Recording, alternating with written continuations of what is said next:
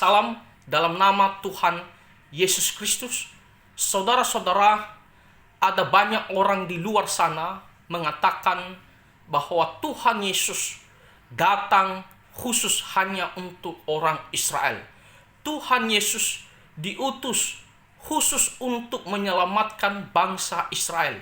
Itu berarti yang bukan Israel tidak bisa diselamatkan oleh Tuhan Yesus Kristus. Oleh karena itu mereka mengatakan kita tidak boleh ikut Tuhan Yesus Kristus karena dia datang bukan untuk kita yang bukan orang Israel. Apakah benar demikian?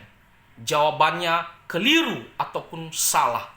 Nah, kalau kita melihat waktu Tuhan Yesus lahir ke dalam dunia, di situ malaikat berkata kepada para gembala bahwa dia datang membawa kabar sukacita untuk segala bangsa, yaitu bahwa telah lahir seorang juru selamat manusia.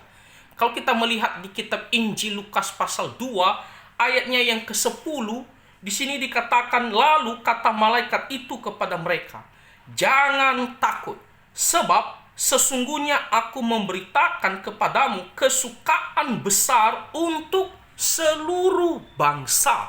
Catat, untuk seluruh bangsa. Ayat yang ke-11, hari ini telah lahir bagimu juru selamat, yaitu Kristus Tuhan di kota Daud. Nah, di sini kita melihat bahwa kabar sukacita bahwa seorang juru selamat yang dinanti-nantikan, satu-satunya jalan keselamatan telah lahir ke dalam dunia, yaitu Tuhan Yesus Kristus. Dan ini untuk semua manusia atau disediakan untuk segala bangsa. Di situ dikatakan untuk seluruh bangsa.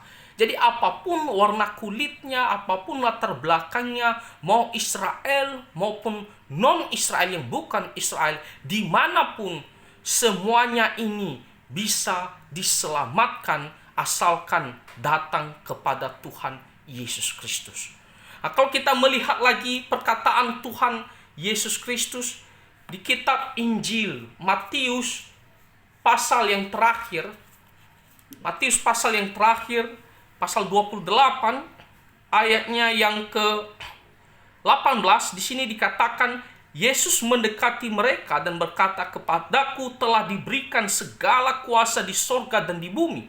Ayat yang ke-19, karena itu pergilah, jadikanlah semua bangsa muridku dan baptislah mereka dalam nama Bapa dan Anak dan Roh Kudus. Lihat, di sini Tuhan Yesus mengatakan, dan baptislah mereka ya dalam nama Bapa dan Anak dan Roh Kudus. Jadikanlah semua bangsa muridku. Jadikanlah semua bangsa, artinya semua orang, mereka harus diberitakan Injil keselamatan ini ya, supaya mereka bisa datang percaya kepada Tuhan Yesus, yang bertobat, yang percaya sungguh-sungguh bahwa Tuhan Yesus adalah Tuhan dan juru selamat pribadi kita ya, penebus dosa-dosa kita, maka dialah yang diselamatkan.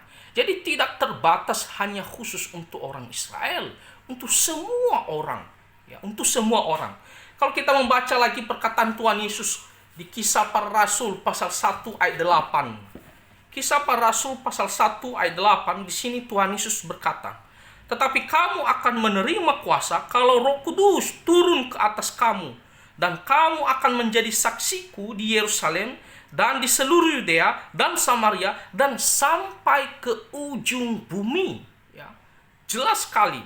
Jadi mulai dari Yerusalem, tempat mereka berkumpul, ya, para murid pada saat itu, dan itulah juga ya, tempat di mana ada bait sucinya Tuhan. Lalu setelah itu meluas, di situ dikatakan ke Yudea, ya, satu provinsi, lalu meluas lagi ya di luar provinsi yaitu Samaria, lalu meluas lagi sampai ke ujung bumi. Jadi orang-orang yang percaya kepada Tuhan Yesus di sini, yaitu murid-murid Tuhan Yesus, para rasul secara khususnya, mereka harus pergi bersaksi, mereka harus pergi ya menceritakan, memberitahukan ya tentang Injil keselamatan, yaitu di dalam Tuhan Yesus Kristus, kepada siapa? Kepada semua orang. Di sini dikatakan sampai ke ujung bumi.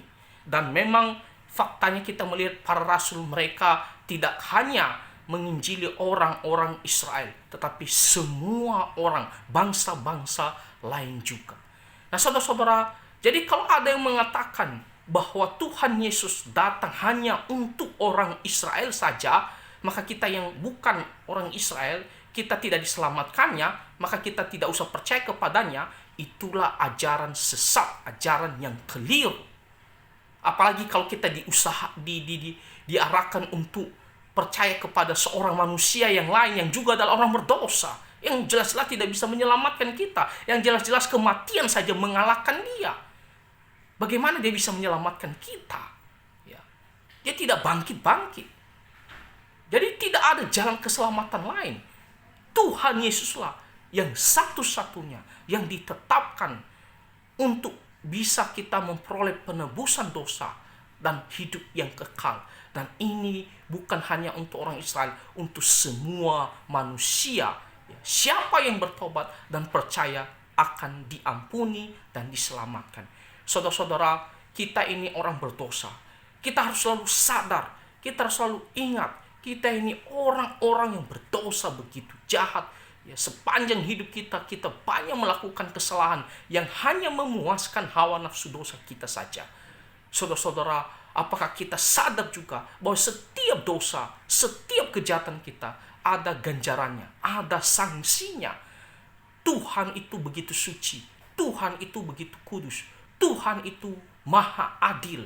Dia sekali-sekali tidak akan berkompromi terhadap dosa ataupun melewatkan dosa begitu saja.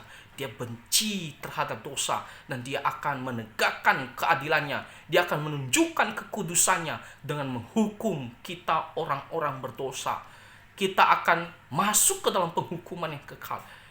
Kita bertanya, kenapa bisa demikian? Itu karena akibat daripada dosa. Ini adalah hukum yang secara alami kita sadari, kita tahu bahwa ada konsekuensi. Firman Tuhan mengatakan upah dosa ialah maut. Itulah akhir hasil yang akan kita dapatkan, penghukuman yang kekal. Kita harus selalu sadar akan hal itu. Dan waktu kita semakin sedikit, saudara-saudara, saya katakan waktu kita semakin sedikit, ya, kita tidak selamanya di dunia ini. Sebentar saja kita akan tinggalkan dunia ini. Kalau kita sudah umur 30-an, kalau Tuhan kasih umur kita 70, maka tinggal 40 tahun. Kalau kita sudah umur 50, kita tinggal 20 tahun. Kalau kita umur 70, memang ada orang yang lebih panjang lagi umurnya, tapi tinggal sedikit saja. Itu pun kita manusia tidak tahu kapan kita bisa meninggalkan dunia ini, karena nyawa kita bukan di tangan kita. Ya, sehebat apapun kita, bagaimanapun kita menjaga kesehatan, tidak ada yang tahu kapan kita tinggalkan dunia ini. Tidak mengenal umur, mudakah, atau setengah umurkah, atau sudah tuakah, tidak ada yang tahu. Nah, waktu kita sangat sedikit. Maka ketika kita sudah menyadari akan hal itu, maka tidak ada lagi kita mengatakan saya tidak mau percaya kepada Tuhan Yesus. Saya mengeraskan hati atau menunda-nunda. Saudara-saudara, tidak ada jalan keselamatan lain, juru selamat kecuali Tuhan Yesus Kristus. Yang lainnya itu adalah semuanya palsu. Mereka juga adalah orang berdosa. Mereka juga butuh juru selamat. Tuhan Yesus datang benar-benar memikul dosa kita di atas kayu salib. Benar-benar mati demi menghapus dosa-dosa kita. Kita tidak usah tanggung hukuman dosa kita. Kenapa kita harus tanggung hukuman dosa kita yang dimana kita sadar kita tidak bisa menanggungnya? Kenapa kita tidak mau menerima kasih Tuhan ini? Kita selalu mengharapkan kasih Tuhan, kasih sayang Tuhan, cinta Tuhan, kemurahan Tuhan. Tetapi ketika Tuhan memberikannya, Yohanes pasal 3:16, karena begitu besar kasih Allah, sehingga ia telah mengutus anak yang tunggal. Jadi kenapa sekarang Tuhan memberikan kasih-Nya supaya kita tidak usah menanggung hukuman dosa kita, supaya kita tidak usah mati, tapi kita tidak mau bertobat, tidak mau percaya. Kita tidak mau menerima anugerah Tuhan ini. Kita justru menolak. Itu lebih jahat lagi, saudara-saudara. saudara-saudara, saya katakan itu lebih jahat lagi. Ketika kita sudah berdosa saja kita pasti dihukum, kita itu sudah jahat. Sekarang diberikan jalan keluarnya. Tuhan memberikan kasih-Nya. Kita juga tidak mau itu lebih jahat lagi. Kita benar-benar mengeraskan hati. Dan kita tahu kita tidak bisa luput daripada segala sanksi, ganjaran, hukuman daripada dosa kita. Oleh karena itu, marilah kita merendahkan diri. Marilah kita merendahkan diri. Membuka hati kita. Kita harus mengakui bahwa kita ini membutuhkan seorang juru selamat. Dan kita harus bersyukur karena Tuhan Allah mengasihi kita. Dan Tuhan Yesus datang untuk menyelamatkan kita. Maka oleh karena itu, kita harus bertobat dan mengatakan, Tuhan Yesus, Engkau telah mati di atas kayu salib untuk menebus dosa-dosaku. Saya mau percaya. Ampuni dosa-dosa saya. Dan Engkau telah bangkit dari kematian, mengalahkan kematian, memberikan pengharapan. Dan Engkau pergi ke sorga untuk menyediakan tempat bagiku. Tuhan, Engkaulah juru selamat saya. Saya mau ikut Tuhan Yesus. Saya mau percaya sungguh-sungguh bahwa Tuhan Yesus adalah Tuhan dan juru selamat pribadi satu-satunya dalam hidup saya. Maka kita akan beroleh pengampunan dosa dan hidup yang kekal. Karena Tuhan Yesus telah mati bagi kita untuk menyelesaikan dosa kita. Dan Dia pergi ke sorga untuk menyediakan tempat bagi kita. Nah, kiranya Injil ini kita bisa mengerti dan kita bisa menerima dan kita datang sungguh-sungguh kepada Tuhan Yesus.